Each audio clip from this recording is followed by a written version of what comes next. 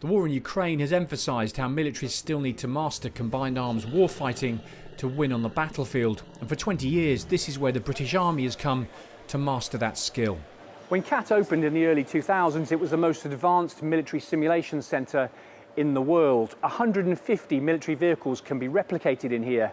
And in the 2 decades it's been opened, 250,000 soldiers have been trained here. Since 2002, CATT has hosted 4,000 exercises. More than 14 million rounds have been fired in these simulators, saving £3 billion in ammunition costs compared to live firing. And it was green long before sustainability became a buzzword. This virtual training has saved 13 million gallons of fuel and nearly 150,000 tonnes of CO2. As well as this facility in Warminster, the Army has an identical CATT trainer at Sennelager in Germany, allowing a battle group here in the UK to go to virtual war with another unit 550 miles away. It was born out of our experiences in Iraq and Kuwait in the 90s and the 2000s. It supported our training in Iraq and Afghanistan, and now with the events that are going on in Europe, actually this is helping us rebuild very much our warfighting capability.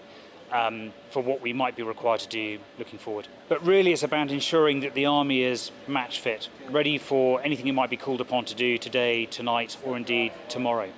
In here today are soldiers from the Rifles plus the Royal Lancers preparing to deploy to Poland on Opka Brit. Basically it gives you that fundamental crew experience for the commander to driver to gunner. For the young people coming in, they won't really get that until they do a big exercise.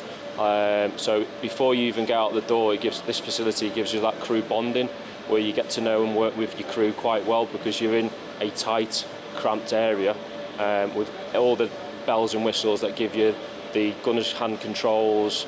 The driver's got all his levers, so he has to drive it. You have to gun it like you'd do on a main battle tank, and for real. In the past, most simulators were vehicle specific. Some were Challenger 2s, others Warriors, for instance.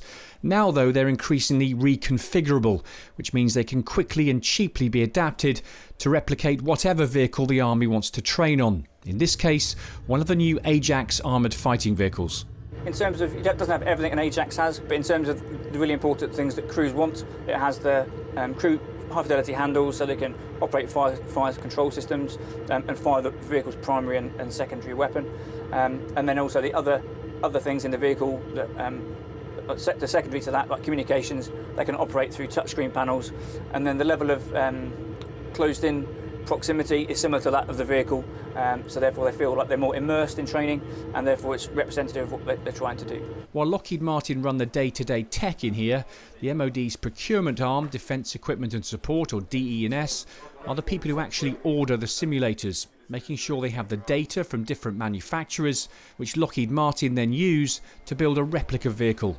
Once we've got the data from a platform, coding that into a simulator is probably not that difficult, and certainly we would aim to have it ready for training date for things like Ajax and for Boxer. But it is all about getting that data at the live platform, and there is an element of having to wait till the platform's sufficiently mature to be able to represent that in a system like this.